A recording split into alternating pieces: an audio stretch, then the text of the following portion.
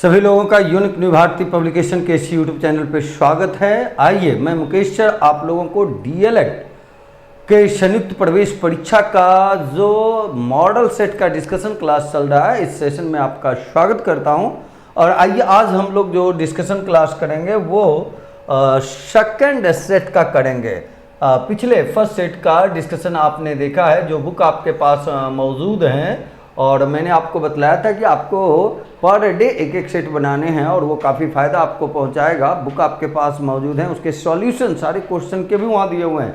फिर भी सॉल्यूशन देख के अगर कुछ समस्याएं रह जाती हैं तो उसके लिए मैं ये डिस्कशन क्लास रखता हूँ, ताकि आप उन चीज़ों को सही तरीके से समझ लें। और शॉर्ट मेथड भी मैं आपको इस्तेमाल करता हूँ। लॉन्ग मेथड से कुछ बनाए हुए भी क्वेश्चन हैं वहाँ, और शॉर्ट मेथड में आपको बताते ही चलता हूं, तो उसको आप गौर से केवल देखें। ये देखिए एक सीरीज बेस्ड क्वेश्चन है, और क्या पूछा गया है, छठवें स्थान पर कौन होगा।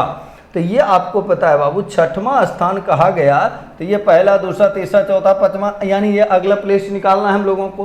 तो ये तो देखो थोड़ा रीजनिंग लगाओ यहाँ से बाबू। ये एक है, यहाँ 5 हो गया, तो आप इसको ऐसा लिख सकते हो 1 × 2 + 3। तो देखो क्या आ जाएंगे, 5 आ जाएंगे। फिर क्या लिख दोगे बाबू, 5 × 2, यानी हर एक संख्या में 2 से गुना करते हैं और 3 जोड़ देते हैं तो उसका आगे वाला मिल जाता है। फिर देखो 13 × 2 करोगे 26, और 3 देखो 29 आ जाएगा। और फिर बताओ बाबू 29 × 2 करोगे 58 में 3 जोड़ोगे तो 61 आ जाएगा। तो आपके जो नंबर होंगे वो क्या होंगे, 61 × 2 + 3। और ये पता है आपको 61 × 2 करोगे तो कितने, 122, और इसमें 3 जोड़ दोगे बाबू, क्या रिजल्ट आ जाएंगे, 125 आ जाएंगे। और ये देखो कहाँ लिखा हुआ है, ऑप्शन नंबर डी में। तो इस क्वेश्चन का, पहला क्वेश्चन का आंसर जो होगा वो क्या हो गया, ऑप्शन नंबर डी। तो पहला क्वेश्चन का आंसर आप लिखेंगे 31 का आंसर हो जाएगा डी। चलो इसके बाद हम लोग अगले क्वेश्चन 32 नंबर में चलें। जैसा कि आप लोगों को पता है कि आपके डीएलएड एग्जामिनेशन में जो क्वेश्चन दिए जाएंगे उसमें 30 सवाल मैथमेटिक्स के रहेंगे, और ज़्यादातर सवाल अर्थमेटिक के ही होंगे। एक आध क्वेश्चन कभी अगर मान लो एडवांस सेक्शन का आ जाए तो अलग बात है। कुछ अलजेब्रिक एक्सप्रेशन से रिलेटेड 2-3 सवाल दिए जाते हैं। आ जाओ यहाँ से देखें क्या लिखा गया, यदि किसी त्रिभुज की भुजाएं 11, 60 और 61, जब भी ऐसा है, ये देखो एक ट्रिपलेट है। ट्रिपलेट कहने का मतलब कि 11 के स्क्वायर में अगर 60 का स्क्वायर जोड़ोगे तो क्या मिलेगा, 61 का स्क्वायर मिलेगा। यानी ये राइट एंगल ट्रायंगल हो जाएगा, समकोण त्रिभुज हो जाएगा। और समकोण त्रिभुज में सबसे बड़ा वाला भुजा जो होता है वो कर्ण कहलाता है। तो ये 61 है, ये 60 है और ये 11 है। आपको क्या कहा गया, सबसे लंबी भुजा के सापेक्ष त्रिभुज की ऊंचाई निकालना है। ये देखो लंबी भुजा ये है, तो इसके सामने के शीर्ष से ये जो आप लंब खींचोगे इसी को आप हाइट कहेंगे, यही आपको निकालना भी है। तो लंब निकालने के लिए केवल आप एरिया पे काम कर लें। अगर इस त्रिभुज का एरिया देखो तो क्या लिख सकते हो, 1/2 × बेस × हाइट, तो 60 × 11 है, ऐसा कर लेंगे बाबू। लेकिन जब इसको बेस मान लोगे, इस कर्ण को बेस मान लेंगे, तब यहाँ देखो यही इसका हाइट का काम करेगा। तो ये h लेते हैं तो बोलो बाबू ये क्या हो जाएंगे, h हो जाएंगे। 1/2 तो आपस में कैंसिल हो जाएगा। और बताइए h के बदले आप क्या लिख लेंगे, 660, और बटे में कितने हो जाएंगे, 61। अगर मीटर में है तो आंसर मीटर में आ जाएगा। लगभग में आप देख लो कितना बार में ये पूरा कैंसिल होगा, आप ये तो अब बतला सकते हो। ये देखो बाबू 61 से करेंगे तो पहले तो एक बार में लग ही जाएगा, एक बार में लगेगा। इसको घटाओगे तो ये 5 और 0 50 हो जाएगा। तो ये 10.8 समथिंग में लिख लो, ये लगभग इतना आएगा। तो ये देखो आंसर क्या हो गया, ऑप्शन नंबर सी। एरिया को बराबर करने, त्रिभुज का एरिया आप इसको बेस और हाइट मान के लें या इसको बेस और हाइट मान के लें, त्रिभुज जब वही है तो एरिया तो सेम टू सेम हो जाएगा। चलो अगला क्वेश्चन में आ जाओ। देखो ये क्वेश्चन क्या कह रहा है बाबू, कहता है 2 धनात्मक संख्याओं का अंतर 72 है और एक के द्वारा दूसरे में भाग देने पर भाज्यफल या भागफल जो भी आपको हो 4 है। तो ऐसा क्वेश्चन हमेशा ऑप्शन से बना लो। जैसे देखो पहला संख्या, इससे भाग लगाओ, इसमें 4 आएगा, नहीं आएगा, छोड़ो हटाओ। 40 × 4 तो 160 होता है। इसमें देखो 4 तो आ रहा है, लेकिन इसमें जब आप घटाओगे तो देखो ये कितने हैं, 96, तो ये भी नहीं होंगे। यहाँ अगर देखो तो ये 4 गुना नहीं है तो वो भी नहीं हुआ। इसमें देखो बाबू 24 × 4 96 होता है, और दोनों में डिफरेंस भी देखो कितना का है, 72 का। तो आंसर क्या लिखोगे, ऑप्शन नंबर बी। जो क्वेश्चन कहा उसके अनुसार, जब ऑप्शन दिए हुए हैं तो उसी से चेक करके बना ली, विशेष काम करना ही नहीं है। चलो आ जाओ अगले क्वेश्चन की ओर मूव करें 34 पे। चलो 34 देखो बाबू क्या कहता है, एक ठोस तांबे के गोल का व्यास, गोले का व्यास, व्यास दिया हुआ अगर 6 तो बताओ रेडियस तो आप जानते हो व्यास का आधा यानी कितना 3। इसे कूट कर एक तार बनाया गया। तार का मतलब शेप कैसा होगा बाबू, तार का मतलब होगा बेलन, सिलेंडर। तार का मतलब क्या होगा, सिलेंडर। अब आ जाओ जिसका व्यास इतना है तो बोलो अगर ये व्यास है तो रेडियस कितना होगा, 0.1 हो जाएगा। तार की लंबाई, तार की लंबाई को ही यहाँ बेलन का ऊंचाई आप कहेंगे। केवल एक चीज ध्यान रखेंगे आप, जब कभी एक शेप को दूसरे में कन्वर्ट करते हैं तो उसके वॉल्यूम हमेशा समान होंगे। क्या समान होंगे, वॉल्यूम, आयतन।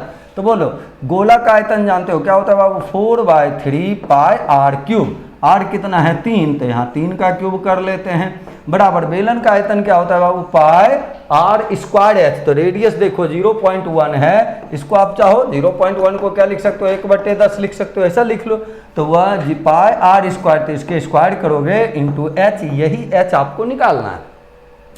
ये बताओ बाबू पाई से पाई आपस में क्या हो गया, कैंसिल। 3 का क्यूब कितना होता है 27, और 3 से काटोगे तो 9 गुना 4 कितना आएगा 36। अब बराबर में देखो यहाँ क्या लिखोगे, h/100 ये लिखोगे। तो बोलो बाबू h बराबर क्या आ जाएगा 3600, और डाटा जो भी था वो देखो सेंटीमीटर में था तो 3600 सेंटीमीटर आ गया।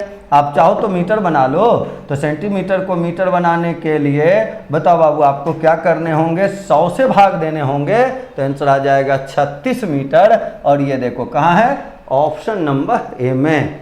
मेन चीज क्या हो गया, आयतन से हम करना है। एक शेप को दूसरे में कन्वर्ट अगर करेंगे तो उसके आयतन समान हो जाएंगे।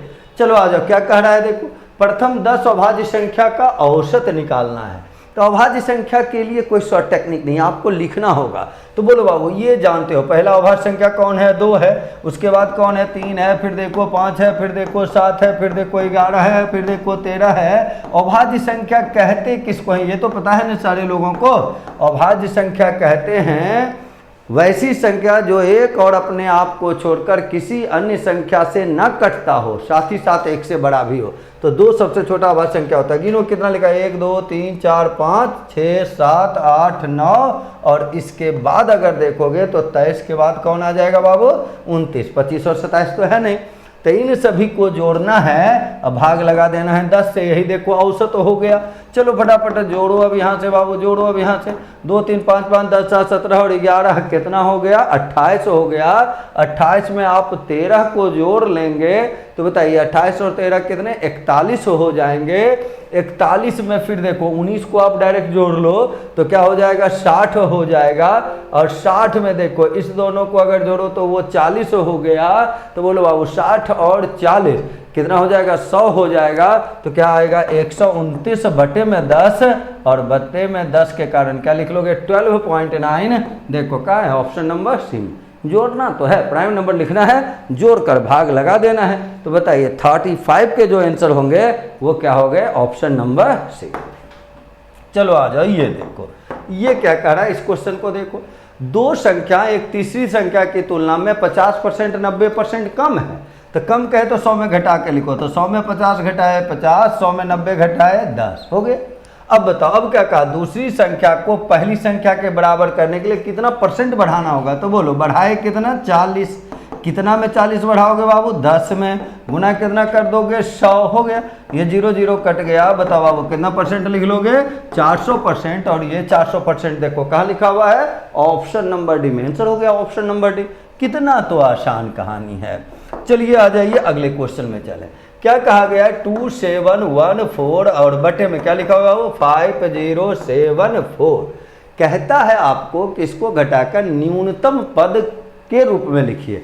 यानी उसमें कुछ कॉमन फैक्टर छुपा हुआ है, और जो कॉमन फैक्टर छुपा हुआ है उससे उसको कैंसिल करके और तब आपको आंसर निकाल देने हैं। तो इसको केवल देखो कि वो कटता किससे है। अगर नहीं पता चला डायरेक्ट तब आपको क्या करने हैं, तब उसके एचसीएफ निकाल के उससे कटाने हैं। लेकिन आप यहाँ से डायरेक्ट देख भी सकते हो, देखो किससे कट रहा है, 2 से तो कट रहा है, एटलीस्ट 2 से दोनों कट रहा है, तो 2 से ही पहले काट देते हैं। बताओ बाबू 2 से काटोगे 2537 आ जाएगा। 2 से इसको काटोगे तो ये पहले 1 आएगा, फिर 13 आ जाएगा, और यहाँ देखो कितने आ जाएंगे, 5 आ जाएंगे, और फिर कितने 7 आ जाएंगे, ये ना आ जाएगा। अब बताओ अब अगर देखा जाए तब ये किससे कैंसिल होगा ये देखना है। तो इसके लिए इसके एचसीएफ अगर कुछ समझ में नहीं आया तो एचसीएफ निकाल देने हैं, एचसीएफ से वो कटता है हमेशा। आ जाओ, जैसे यहाँ के बाद भी अगर एचसीएफ आप निकालना चाहो तो 1357 और 2537। ऐसे मैं आपको बतला दूं कि ये दोनों जो कटेगा ये कैसे कटेगा, 59 से। कैसे कटेगा बाबू, 59 से। ये देखो 59 से अगर आप यहाँ भाग लगाओगे तो बाबू कितने बार में लग जाएगा, 4 बार में।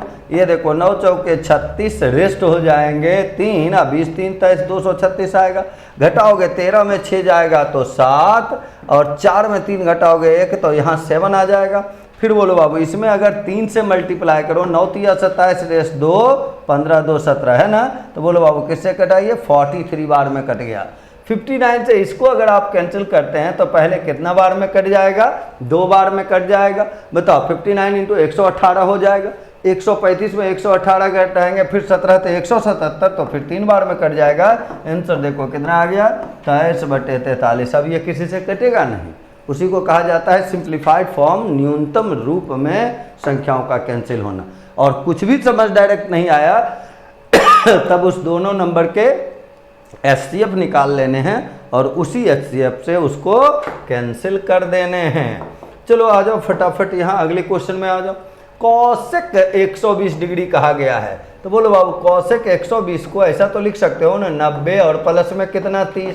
अब आपको एक फॉर्मूला पता होगा, कॉसेक 90 प्लस थीटा किस क्वाड्रेंट में, सेकंड में पहुंचता है, और सेकंड में कॉसेक का मान पॉजिटिव होता है। और 90 से जब चलोगे तो कॉसेक किस में बदलेगा बाबू, सेक में। तो यहाँ क्या लिखोगे, सेक 30 डिग्री। अब सेक 30 का मान लो याद नहीं है, अरे कॉस 30 तो याद है बाबू, कॉस 30 √3/2, उसको पलट दो तो बोलो क्या हो जाएंगे, 2/√3 हो जाएंगे।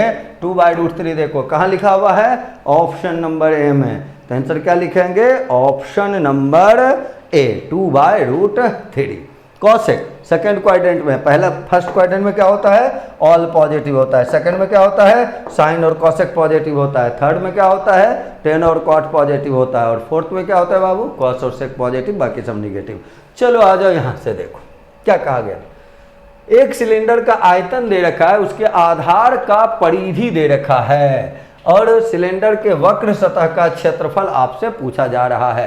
तो जब आयतन दे दिया और परिधि दे दिया, परिधि से काम करो बाबू, 2πr ये दिया हुआ है, देखो कितना 22। तो ये तो पता है ना, पाई का वैल्यू आप 22/7 लेते ही हो, तो ये तो पता है। ये देखो 22 कटा, अगर केवल मैं रेडियस पूछता तब आप क्या लिखते बाबू, 7/2 लिख लेते। लेकिन अब आप इसको आयतन से रिलेट करो, बोलो आयतन क्या होता है सिलेंडर का, पाई के बदले 22/7 लिखोगे, 22/7 लिखोगे। पाई r स्क्वायर, तो पाई r स्क्वायर करोगे तो 7/2 इंटू 7/2 करोगे, इंटू में क्या करोगे h, यही होता है आयतन। और ये आपको पता है कितना, 770। तो यहाँ से h तो निकलेगा। आ जाओ देखो यहाँ से बाबू, एक साथ यहाँ से कैंसिल कर दो, 2 से ये कैंसिल करो 11 बार में, 7 से इसको कैंसिल कर लेते हैं, देखो कितना बार में, 110 बार में। और 11 से भी इसको कैंसिल कर लेते हैं, कितना बार में, 10 बार में।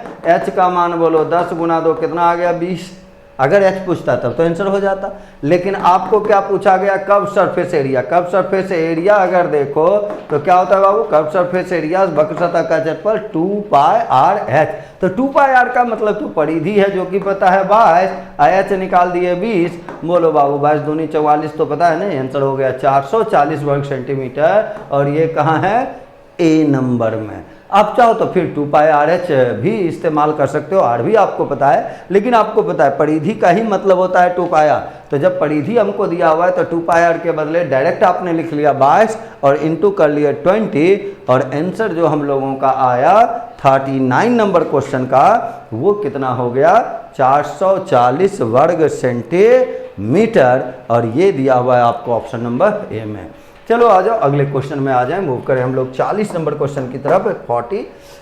14 भुजा वाले आंतरिक कोणों के मापों के योगफल का मान, के मापों के योगफल के लिए तो फार्मूला आपको याद रखना है। क्या फार्मूला है मापों का योगफल का बाबू, किसी भी बहुभुज के लिए n-2 इंटू 180। तो बोलो यहाँ 14 है तो 14 - 2 कर लोगे, क्या हो जाएगा 12। 12 को 180 से गुना कर लोगे। 18 बढ़इयन, 18 बढ़इयन तो जानते हो नहीं क्या हो जाता है, ये देखिए 18 गुना 12 अगर आप करेंगे तो 18 दूनी 216 हो जाएगा। ये आ जाओ ऐसे देख लो, 18 दूनी 36 रेस 3, 18 में 3 जोड़ोगे 21, कितना आ गया 2160। देखो कहाँ लिखा हुआ है, ऑप्शन नंबर बी में। तो इस क्वेश्चन के आंसर क्या हो जाएंगे बाबू, 2160। फॉर्मूला क्या याद रखिएगा, सम एंगल सम के लिए फॉर्मूला आपको किसी भी पॉलीगन के लिए याद रखने हैं, n-2 इंटू 180 डिग्री। चलो आ जाओ, तो आंसर हो गया 2160।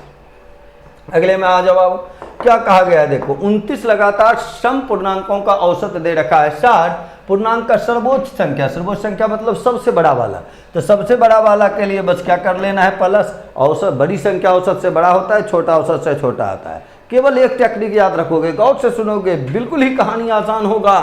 अगर यहाँ 29 संख्या अगर सम है, सम रहे या विषम रहे, तो जितना संख्या है उसमें केवल एक घटाओ, 29 में एक घटा दो बाबू, क्या मिलेगा 28 ना, बस 28 को जोड़ दो, आंसर हो गया। देखो तो कितना आसान है, इससे आसान तो कभी कोई क्वेश्चन हो ही नहीं सकता है। तो बताओ बाबू क्या आंसर लिखोगे, 88। जितना संख्या है उससे ऑलवेज एक कम को घटाना है, ये तो याद रहेगा। चलो बहुत अच्छे, सम में भी और विषम में भी यही काम कर लेना बाबू, ऑड में भी यही काम कर लेना अगर कभी आया तो। आ जाइए, अब क्या कहा गया, देखो इसको प्राप्त करने के लिए इसमें क्या जोड़ा जाना चाहिए, तो इसमें इसको घटा देना है केवल। तो इसको पहले सॉल्व कर लो। देखो यहाँ कितना है 8 है x, माइनस में कितना है बाबू 12y, प्लस में देखो कितना है 5x, फिर प्लस में बोलो कितना है 20y, और इसमें इसको घटा लीजिए। बोलिए यहाँ कितना है 10x, माइनस में कितना है 5y। चलो सबको घटाओ, बोलो 8 और 5 कितना हो गया 13, और 13 में 10 घट जाएगा बाबू 3x ना। बताओ -12 प्लस 20y है तो कितना 8y पॉजिटिव में, और 8 में 5 घटा लोगे तो भी क्या हो जाएगा 3 ही ना। तो बोलो बाबू क्या आंसर आ जाएंगे, 3x और प्लस में 3y आ जाएंगे। चलो अब यहाँ से अगर देखा जाए तो यहाँ थोड़ा सा मैं एक बार कैलकुलेशन वैसे चेक कर लेता हूँ, क्योंकि ऑप्शन मैच नहीं हो रहे हैं। फिर से देख लो बाबू, 8 5 13, 13 में 10 घटा दिए कितने हो गए 3, और यहाँ देखो -12y था और प्लस 20y, तो 20 और 20 में 12 घटा लोगे 8 आ जाएगा, और यहाँ देखो y जो है वो निगेटिव में है, तो 8 में 5 घटेगा तो क्या हो जाएगा 3y हो जाएगा। तो इसका जो आंसर लिखोगे वो कितना लिखोगे, 3x प्लस 3y लिख लेना है आंसर। क्या लिखोगे बाबू, 3x प्लस 3y लिख लेना है। चलिए तो इस रूप से आपको काम करने हैं, ये घटाना था। 1 मिनट रुक जाओ, थोड़ा सा देखो यहाँ इसको घटाए थे, ये थोड़ा सा मिस्टेक हो गया था, तो घटाए थे तो ये माइनस, और ये माइनस और माइनस क्या हो गया था बाबू प्लस, ये ध्यान रखोगे। देखो इसी के लिए थोड़ा समस्या हो गया। तो बोलो 8 और 5 कितने हो जाएंगे 13, तो आंसर क्या लिखोगे 3x प्लस 13y, और सही आंसर देखो कहाँ लिखा हुआ है, पढ़ो तो 3x प्लस 13y कहाँ है, ऑप्शन नंबर बी में लिखा हुआ है। तो प्लस माइनस पे भी थोड़ा सा केयर रखना है आप लोगों को भी। चलो आ जाओ यहाँ से देखो, यहाँ क्या गया, प्रतिवर्ष 15% का सांकेतिक ब्याज दर अर्धवार्षिक रूप में, तो अर्धवार्षिक लोगे तो ये 15 कितना होगा 7.5। अब फॉर्मूला लगा लो, 7.5 प्लस 7.5, देखो फार्मूला भी लिख देता हूँ, ये फार्मूला पता है ना, x plus y plus XY by 100। तो x के लिए भी 7.5, पहला साल के लिए भी, अब पहला छमाही के लिए भी 7.5, दूसरा छमाही के लिए भी 7.5। तो और प्लस में यहाँ देखो क्या लिखोगे 7.5 इंटू 7.5 बटे में कितना 100। बताओ बाबू ये तो आपको 15 हो जाएंगे, प्लस यहाँ 75 का स्क्वायर कर लो तो 8 7 56, तो 56 25 आएगा, यानी 0.5625 हो जाएगा। लगभग में अगर देखो तो लगभग में क्या लिख सकते हो इसको 15.56%। ये देखो कहाँ लिखा हुआ बाबू, ऑप्शन नंबर ए में। तो आंसर क्या लिखिएगा, ऑप्शन नंबर ए। फॉर्मूला याद रखोगे, 2 क्रमागत वृद्धि के लिए हमेशा क्या यूज करना है, x plus y plus XY by 100। चलो आ जाओ ये क्वेश्चन देखो, फिर सिंप्लीफिकेशन का आ गया, x के मान निकालने हैं। तो यहाँ क्या लिखोगे 4x माइनस 3 माइनस 2x, और ये देखो क्या होगा -1 बराबर कितना दिया हुआ 4। तो इसको घटाओगे बाबू 2x, ये -4 उधर जाएगा तो प्लस हो जाएगा, तो 8 हो गया। तो x के मान निकल गए कितने 4, और ये कहाँ लिखा हुआ है ऑप्शन नंबर ए में। लेफ्ट राइट तो करना है, और करना तो कुछ था नहीं। हाँ चलो, तो इस क्वेश्चन के 44 नंबर के आंसर जो होंगे वो कितने हो गए 4, यानी ऑप्शन नंबर ए। चलो इस क्वेश्चन को बनाते हैं। यहाँ पढ़ो बाबू, 25% छूट का पेशकश किया और प्रोमो कार्ड करके 10% और नगद किया। अभी तो क्वेश्चन बनाए थे उसी पे सेट कर दो बाबू, 25 + 10। लेकिन अब ये आपको ध्यान देना है, छूट का मतलब क्या होता है, कमी होता है। तो कमी जब होगा तो इक्विवेलेंट डिस्काउंट वाले फॉर्मूले आपको यहाँ लगाने होंगे और उसके लिए क्या करना होगा, x + y - xy/100। फॉर्मूला ध्यान में रखोगे बाबू, x + y - xy/100। यहाँ माइनस कर लो और यहाँ क्या होगा, 25 × 10/100। ये 0 0 तो देखो कट गया, ये कितना है बाबू, 35। अब माइनस में क्या लिखोगे, 2.5 और घटा देने पे क्या आंसर आ जाएगा, 32.25। x% और y% का अगर सक्सेसिव डिस्काउंट, जो कमी का मतलब डिस्काउंट, छूट हो गया, तो बोलो बाबू उसके लिए क्या फॉर्मूले है, x + y - xy/100। वो आपको ध्यान रखना होगा। चलो आ जाओ अगले क्वेश्चन की ओर मूव कर जाए हम लोग। अगला क्वेश्चन देखो क्या कहा, कम से कम कितनी संख्या जोड़ी जानी चाहिए कि योगफल 77 से पूर्णतः विभाग। इसके लिए देखो जोड़ना रहे या घटाना रहे, पहले तो उससे भाग लगा देना। देखो किसमें, 1 1 1 5 8 में भाग लगाना है। बताओ बाबू, एक बार में लगा लेते तो 77, 11 में 7 घटेगा 4 और यहाँ कितना 3 हो जाएगा और ये 5 हो गए। अब अगर इसमें भाग लगाएं तो कितने बार में लगाओगे, 4 बार में। 7 चौक 28 - 2, 28 और 2 30 हो जाएंगे। 15 में 8 घटाओगे 7 होगा, यहाँ फिर 3 आएगा और ये देखो बाबू कितने 8 हो जाएंगे, 378। फिर अब अगर इसमें भाग लगाएं, मान लो आप 6 बार में अगर लगाते तो 7 छक 42 तो ज़्यादा हो जाएगा। 5 बार में लगाओगे तो 5 7 35, 3 बचेगा, 35 3 38, वो भी ज़्यादा हो जाएगा। तो फिर लगेगा देखो कितना बार में, 4 बार में, लेकिन आप लगा दो 5 बार में। तो ये देखो 7 × 5 = 35 - 3 35 और 3 38। ये देखो ज़्यादा से हम लगा ली, क्योंकि हमको क्या निकालना था, जोड़ी भी जोड़ी जानी का है, तो जितना से लग रहा है उससे एक ज़्यादा से लगा देना है। तो बोलो लग रहा था 4 से लगा दिए 5 से, तो नीचे बड़ा हो गया, इसमें घटा दो, नीचे बड़ा है तो ये नीचे वाला में ऊपर वाला को घटाना है। बोलो 15 में 8 जाएगा तो 7, 7 से 7 तो ये कट गया, ये कट गया। बोलो बाबू क्या आ गया यहाँ, 7। तो जोड़ी जाने वाली संख्या डायरेक्ट आपका निकल गया कितना, 7। टेक्निक क्या आपने सीखा, अगर जोड़ी जाने वाली संख्या है तो जिससे भाग लग रहा है उससे एक ज़्यादा से लगा देना है और नीचे वाला में ऊपर वाला को घटा देना है। कितना तो आसान है। देखो चलो आ जाओ अगले क्वेश्चन की ओर मूव करें। क्या कह रहा है, देखो एक भाजक भागफल का 50 गुना और शेषफल का 10 गुना और भागफल दे रहा है आपको कितना, 32 है ना। भाज्य निकालना है, तो पहले ये बताओ भाजक भागफल का 40 गुना या 50 गुना है, तो ये अगर 32 है तो इसका गुना 50 कर दोगे तब तो भाजक आ जाएगा। तो बोलो बाबू 32 गुना 50 करोगे तो 32 × 5 = 60 से, तो ये देखो 1600 हो गया। और रिमाइंडर के बारे में देखो क्या कहा, भाजक भागफल का 50 गुना और शेष का 10 गुना। इस शेष का 10 गुना है ये, यानी शेष इसका 1/10, तो 1/10 कर लो कितना, 160। अब बताओ भाज्य के लिए फॉर्मूला जानते हो सब लोग, क्या होता है बाबू, भाजक गुना भागफल प्लस में शेषफल, है ना। गुना तो कर सकते हैं आप, 16 दूनी 32, रेस्ट हो जाएगा 3, 48 में 3 जोड़ोगे तो 51, अब प्लस में 160 है। फटाफट इसको जोड़ के आप आंसर लिख सकते हैं। देखिए कितना, 51,360। कहाँ लिखा हुआ, ऑप्शन नंबर बी में। डायग्राम भी मैंने बता दिया, कहीं कोई समस्या नहीं होगी समझने में आप लोगों को। चलो आ जाओ 48 नंबर वाला देखो, कहता है किसी संख्या को 192 से भाग देने पर रिमाइंडर कितना, 14।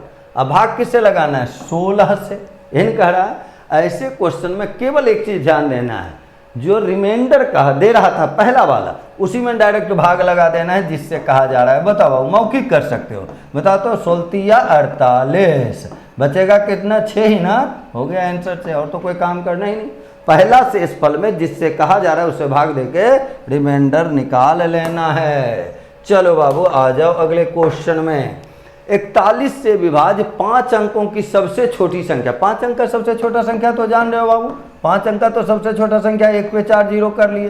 किससे पूछा जा रहा है, 41 से, तो इसमें कुछ न कुछ जोड़ना होगा। अभी भी काम सीखे थे हम लोग, जोड़ी जाने वाली संख्या, क्योंकि कुछ घटाओगे तब तो 4 अंक पहुंच जाएगा। तो पहले तो 41 से भाग लगाओ बाबू, क्या बार में लगाओगे, 2 बार में लगाओगे, 41 दूनी 82। अब आ जाओ, यहाँ घटाओगे तो ये 8 होगा और यहाँ 1 होगा, फिर ये 0 होगा। अब अगर 41 से भाग लगाया जाए तो कितने बार में, 4 बार में लग जाएंगे, तो ये 4 हो गया, 4 चौक 16 हो गया। 10 में 4 घटाओगे बाबू 6 हो जाएगा, 7 में 6 1 आ जाएगा, यहाँ क्या हो जाएगा 0 हो जाएगा। अब बताओ अब लगेगा कितना से, लगेगा 3 से, लेकिन जब आप कंफर्म है कि जोड़ी जाने वाली संख्या चाहिए तो एक फिर ज़्यादा से लगा दीजिए, तो फिर 164 आ जाएगा। इसमें इसको घटाओगे देखो क्या 4। अगर कहता क्या जोड़ी जाए, जोड़ी जाने वाली संख्या बताइए तब 4, लेकिन आपको तो संख्या बताना है, तो इस 10,000 में 4 जोड़ दो बाबू, हो गया। देखो सबसे स्मॉलेस्ट नंबर 5 अंक वाला, बताओ बाबू क्या आएगा 10,004। यही सबसे स्मॉलेस्ट नंबर है 5 डिजिट वाला, जो कैंसिल हो जाता है कितना से 41 से। क्लियर है बाबू? चलो आ जाओ फटाफट अगले क्वेश्चन में आ जाइए। दो धनात्मक संख्या के वर्ग का योग दे रहा है 100 और वर्ग का अंतर दे रहा है 28। ये देखो ए स्क्वायर प्लस बी स्क्वायर ये दे रहा है 100, ए स्क्वायर माइनस बी स्क्वायर ये दे रहा है 28, है ना। दोनों को जोड़ दोगे तो ये कट जाएगा, तो बताओ बाबू 2a स्क्वायर बराबर क्या हो गया 128 हो गया, तो a स्क्वायर बराबर 64 हो गया। तो a का मान दी गई दोनों संख्याओं का योग निकालना है, तो पहले तो a निकाल लो यहाँ से, a कितना हो जाएगा 8। अब कोई एक समीकरण में देखो ये 64 को इधर करोगे 36 हो जाएगा, तो b बराबर निकालते हैं, तो b बराबर कितना 6, है ना। आपको क्या पूछा गया देखो, तो दोनों संख्याओं का योग, तो जब एक संख्या 8 निकाले हुए हो, एक संख्या 6 निकाले हुए हो, तो ये तो जुड़ ही जाएगा ना। बोलो बाबू कितना हो गया 14, और 14 कहाँ है ऑप्शन नंबर सी में है, तो आंसर क्या लिखोगे बाबू ऑप्शन नंबर सी। चलो आ जाओ। दो धनात्मक जान रहे हो पॉजिटिव बाबू, इसका प्रोडक्ट दिया हुआ कितना है 1152। कहता है यदि एक संख्या दूसरे से 2 गुना है, तो अगर एक x ले लेते हैं तो दूसरा संख्या जो है वो कितना होगा 2x हो जाएगा, और इसका प्रोडक्ट दिया हुआ है। चलो बस ये काम सिंप्लीफिकेशन है। बोलो बाबू ये x गुना x क्या हो जाएंगे x स्क्वायर, और 2 से इसको अगर काटते हैं 2 5 10, आइए देखो 7 और ये 6 576, तो x स्क्वायर बराबर 576। तो x तो जानते हो ना, वर्गमूल तो जानते हो ना बाबू, 576 का वर्गमूल कितना 24, 24 का स्क्वायर 576 होता है। x निकल गया आपका। क्या पूछा जा रहा है दोनों संख्या का योग, तो एक संख्या x था, एक संख्या 2x था, तो योगफल कितना 3x ना। तो बोलो 3 गुना 24, मुझे करने का जरूरत तो नहीं है ना, बताया आपको आंसर हो गया ऑप्शन नंबर बी 24 3 72। इसमें मैं क्या बतलाऊंगा, ये सारी चीज़ आप जानते हैं ऑलरेडी। चलो आज थोड़ा थोड़ा टेक्निक जहाँ आप फंसते होंगे उसके लिए ये चीज़ बताया। कल भी देखो पिछले सेट में, कल कहने का मतलब पिछले सेट में भी ये क्वेश्चन था, राम और श्याम मिलके 8 दिन में, राम अकेला 12 दिन में। बाबू क्या फार्मूला बतलाए थे कल, तो मैं फार्मूला भी लिख दिया था xy बटे y माइनस एक्स। काटो ना 4 से 2 बार में 12 3 36। देखो तो कहाँ कोई समस्या आ रहा है। श्याम अकेले उस काम को कितने समय में पूरा कर लेगा। 8 और 12 दिन दिया हुआ है, 12 में 8 घटाए 4, 12 दूनी 24, 12 दूनी क्या होगा बाबू 24, 37 दिन आ जाओ। तो आंसर देखो कहाँ लिखा हुआ है ऑप्शन नंबर सी में। कितना तो आसान काम है। चलिए अगले क्वेश्चन में आ जाइए फटाफट। क्या दे रहा है पढ़िए। दो व्यक्ति किसी काम को 9 दिनों में या 12 दिनों में दुगना काम को पूरा करने के लिए कितने अधिक आदमी। तो ये बताओ दो व्यक्ति का दिया, M1 D1 तो जानते हो ना बाबू, चलो मैं लिख भी देता हूँ M1 D1 बाय W1 बराबर, फॉर्मूला भी देखो मैं लिख दिया हूँ ताकि समस्या ना हो आपको। आ जाओ बोलो बाबू M1, M कितना है 2 आदमी, दिन कितना है 9, कितना पूरा कर सकते हैं, पूरा मतलब एक काम। अब क्या कहा गया दुगना काम, तो यहाँ 2 कर लो, कितना दिन 12। क्या पूछा कितने अधिक व्यक्ति, तो पहले से 2 आदमी था, मान लो x आदमी आ गया, तो आदमी अब क्या लिखोगे 2 + x। चलो फटाफट कैंसिल करो, फटाफट कैंसिल कर लेते हैं। अब इसको बताइए बाबू 2 से ये कैंसिल कितने बार में हो जाएंगे 6 बार में। चलो बाबू 2 से इसको फिर से कैंसिल कर लो 3 बार में, और 3 से इसको 3 बार में। चलो बाबू क्या आ गया 3 बराबर 2 + x। तो x का मान तो आप बता ही सकते हो ना, कितने हो गए 1 ना, 3 में 2 जाके घट जाएगा, क्या हो गया 1। M1 D1 मिक्स प्रोपोर्शन का क्वेश्चन है और बहुत ही आसान क्वेश्चन, केवल एक फार्मूला से उस चैप्टर के सारे क्वेश्चन बनते हैं, इसलिए ये फार्मूला तो आपको ध्यान में रखना ही रखना है। चलो आ जाओ अगले क्वेश्चन की ओर आ जाएं। क्या कह रहा है देखो, किसी घन के प्रत्येक किनारे को 50% बढ़ा दिया गया सतह क्षेत्रफल। अभी तो फार्मूला बतलाए जहाँ भी देखो एरिया में दो पार्ट भाग लेता है, तो जहाँ भी दो वृद्धि है उसके लिए फॉर्मूला है x + y + xy/100। सब का कहानी तो एक ही है। ये देखो डबल जीरो कट गया, 50 और 50 100 और 25 जोड़ोगे कितना आ गया बाबू 125%। कहाँ लिखा हुआ है ऑप्शन नंबर सी में, x + y + xy/100। हर एक दिन आपको मिलेगा इस पे 2-3 सवाल। चलो आज भी देखो 2-3 सवाल इस पे मैं कर चुका हूँ। आ जाओ यहाँ देखो, कहता है एक व्यापारी अपना सामान क्रय मूल्य से 45% अधिक अंकित किया, यानी 100 अगर क्रय मूल्य था तो उस पर लिख कितना दिया बोलो तो 145, यही नहीं कह रहा था। और अंकित मूल्य पर 20% का छूट दे दिया, तो इस पर 20% छोड़ दो। बोलो बाबू 20% छोड़ देने का मतलब बिकेगा ये 80% में। कितना में 80%। 80% को क्या लिखोगे 80/100। 20 से काटोगे 4 बार में, ये 5 बार में 5 से इसको काटोगे बाबू 29 बार में, 29 चौक 16 यहाँ से यानी 116 सेल प्राइस निकल गया। अब बताओ खरीदा 100 में, बेच कितना में रहे हो बाबू, खरीदे थे 100 में और बिक कितना में रहा 116 में ना, तो आंसर क्या लिख दोगे बाबू 16% लाभ। इसीलिए तो 100 माने थे, मानना तो दूसरा भी चीज़ जा सकता था, लेकिन 100 मानने का केवल एक उद्देश्य है कि लास्ट में आपको परसेंटेज ना निकालना होगा। 100 से ज़्यादा तो प्रतिशत लाभ, 100 से कम में बिकता तब लिख देते प्रतिशत हानि। आज क्या कहता है देखो, एक वस्तु खरीदता है जिस पर अंकित मूल्य से 25% की छूट दी जाती है, वह उसे 660 रुपये में बेचकर 10% लाभ, तो 10% लाभ यानी कितना है 110% का वैल्यू देखो 660 है, तो वो खरीदा कितना में था 100% निकालो, लागत मूल्य निकालो, तो वो तो निकाल सकते हो 110 × 100, तो ये देखो यानी वो आदमी खरीदा था उस वस्तु को 600 में। लेकिन क्वेश्चन ये नहीं है, क्वेश्चन क्या कहा अंकित मूल्य, तो वो जब खरीदने गया था तो देखो उसको छूट मिला था कितने का 25% का, 25% का छूट मिला था, यानी वो 75% में वस्तु को खरीदा था, तो 75% बराबर 600 कर लो और अब अंकित मूल्य के लिए फिर से 100% निकाल लो, क्योंकि छूट तो अंकित मूल्य पे ही दिया जाता है। ये देखो बाबू गुना 100 हो जाएगा ना, कैंसिल करो तो फटाफट, 25 से ये 4 बार में, 25 से ये 3 बार में, 3 से ये 200 बार में, 4 दूनी 8 तो पता है, यानी आंसर हुआ 800 रुपया, जो कहाँ लिखा हुआ है ऑप्शन नंबर सी। आंसर हो गया ऑप्शन नंबर सी। आसान तरीके से ही सारे काम को करना है, सारी चीज़ों को सीखना है। चलो फटाफट इसमें देखो, सुरभि और नीरजा की आयु का रेशियो देखो दे रहा है 6:7 है, रिसेंट में 6 वर्ष बाद रेशियो दे रहा है कितना 15:17। अब आ जाओ, तो 6 वर्ष तो दोनों के लिए, तो केवल ये देखो ये डिफरेंस यहाँ कितने का है 9 का और ये 10 का, तो यहाँ से काम नहीं होगा, डिफरेंस से हम करते हैं, तो इसको और थोड़ा बढ़ा देते हैं, 2 से मल्टीप्लाई कर लो, ये 12 और 14 हो गया। अब बोलो बाबू यहाँ 15 और 17 है, बताओ यहाँ डिफरेंस 3, ये भी कितना 3 आ गया सेम, ये बस ये मेन काम हो गया 3 का डिफरेंस। अब देखो क्या पूछ रहा है, नीरजा की उम्र कितनी है, नीरजा यानी बाद वाला, तो बताओ जब 3 का डिफरेंस रहता है तो नीरजा क्या साल की रहती है 14 साल की। आज डिफरेंस कितना का है देखो, तो यहाँ 6 वर्ष का, तो बताओ 6 का अगर डिफरेंस रहेगा तो क्या लिखोगे 14/3 और गुना में बोलो बाबू 14/3 और गुना में क्या कर लीजिएगा 6 कर लीजिएगा, 3 से कटेगा 2 बार में, बताइए कितना हो जाएगा 28 साल। कहाँ लिखा हुआ है ऑप्शन नंबर डी में, रिलेट केवल करना है और तो कोई काम था ही नहीं।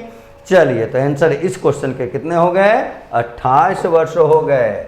चलो अगले क्वेश्चन की ओर मूव करें हम लोग। अमित और वीर की वार्षिक आय देखो दे रहा है 3:2 और खर्च दे रहा है 5:3। देखो बस यहाँ थोड़ा सा सोचना है, जैसा पिछला क्वेश्चन था सेम टू सेम ये क्वेश्चन ये, लेकिन तुम कह सकते हो कि 3 रुपया कमा के 5 रुपया खर्चा नहीं कर पाओगे, इनकम ज़्यादा होना चाहिए, तो इसको बढ़ा लो पहले, बोलो 6 और 4 5 और 3 हो गया ना, बस यही काम है जो पीछे वाला था। ये 4 रुपया कमा रहा है, 3 रुपया खर्चा, 1 बचा रहा है, ये भी देखो 1 बचा रहा है, बचत सेम दे रहा है, देखो बचत सेम है दोनों का, है ना। तब बोलो यहाँ से डिफरेंस कितना देख रहे हो 1 का, है ना।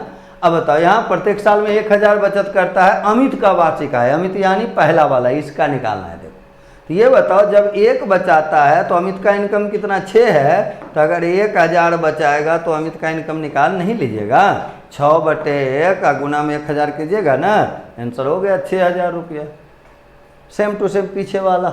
ठीक है, वेज प्रॉब्लम का क्वेश्चन हो या किसी अन्य का, काम तो डायरेक्ट आपको कर लेने हैं, इनकम पे भी है तो भी कर लेने। प्रथम 50 प्राकृत संख्या का औसत के लिए क्या है, कोई भी प्राकृत ले लो, पूर्ण ले लो, सम ले लो, विषम ले लो, कोई संख्या का गुणज ले लो, सब एपी है। और एपी के लिए केवल ध्यान देना है औसत के लिए प्रथम प्लस अंतिम बाई 2 कर देना, यही औसत होता है। पहला में अंतिम वाला को सीधे जोड़ना है, 2 से भाग लगाना है। बोलो प्रथम 50 प्राकृत संख्या, तो पहला नेचुरल नंबर 1 और लास्ट वाला कौन होगा बाबू 50 बटे में 2 कर लोगे तो 51 बटे 2 क्या लिखोगे 25.5। देखो यहाँ लिखा हुआ है ना। किसी भी समानांतर श्रेणी के औसत का क्या फॉर्मूला होगा, प्रथम पद प्लस अंतिम पद बाय 2, दूसरा कोई फार्मूला लगाना ही नहीं है। चलिए अगले क्वेश्चन में आ जाइए। अब यहाँ देखो क्या कहता है आपको, एक दुकानदार अपने सामान का मूल्य इस प्रकार अंकित करता है कि 10% छूट देने के बाद 26% का लाभ हो। कहता है अंकित मूल्य क्रय मूल्य से कितने % अधिक। बस ये ध्यान दो, क्रय मूल्य को हमेशा 100 मान लेना है। क्रय मूल्य को क्या मान लोगे 100, डायरेक्ट ले लिए 100, और अंकित मूल्य हम लोग निकाल दे रहे हैं। और इसके लिए एक चीज़ हमेशा ध्यान रखोगे, बहुत ही आसान चीज़ मैं बतला रहा हूँ, लाभ वाला ऊपर छूट वाला नीचे, लाभ वाला ऊपर छूट वाला नीचे। गौर से देखोगे, बहुत इंपॉर्टेंट क्वेश्चन है। और लाभ अगर है तो 100 में जोड़कर, छूट है तो 100 में घटाकर। लाभ अगर है तो 100 में जोड़कर, छूट है तो 100 में घटाकर। बोलो 26% लाभ ऊपर में लिखोगे 126, 10% छूट नीचे 90, हो गया कहानी। ये देखो 0 0 कटेगा, 9 से इसको काटो, 54 26 से, बोलो बाबू कितना आ गया 140 आ गया। बोलो 100 लिया था अंक क्रय मूल्य और लिखाया कितना 140, कितना ज़्यादा लिखाया 40, आंसर लिखोगे कितना 40% अधिक अंकित किया जाएगा। क्लियर हो गया बाबू। तो इस रूप से आपके ये 30 सवाल का मैंने डिस्कशन कर दिया। और जैसा कि आप लोगों को पता है डीएलएड एग्जामिनेशन का फर्स्ट बार एंट्रेंस एग्जामिनेशन हो रहा है डीएलएड के लिए। इसके पहले आप सभी लोगों के मार्क्स बेसिस पे इस कोर्स में एडमिशन होते थे, लेकिन इस बार आपके कॉम्पिटिटिव एग्जामिनेशन है। और निश्चिंत रहिए कि जो चीज़ें मैं आपको बतला रहा हूँ उसी से रिलेटेड सारी चीज़ें आपको पूछेंगे, तो बहुत ही ध्यानपूर्वक सारे सेट को देखना है। और भी दिक्कत होती है तो उसके सॉल्यूशन को आप देख सकते हो, बहुत ही इंपॉर्टेंट बुक आपके लिए है। तो इसको आप काम करते रहें, इस पे विश्वास रख के इसके सारे सेट को बनाते रहें। सारे सब्जेक्ट के क्वेश्चन अच्छे हैं इसमें। और किसी भी प्रकार की समस्या या पूछताछ चाहिए तो इसके लिए हेल्पलाइन पे आप संपर्क कर सकते हैं। सभी लोगों को बहुत बहुत धन्यवाद हमारे YouTube चैनल को सब्सक्राइब करने के लिए और साथ ही साथ उसको देखने के लिए।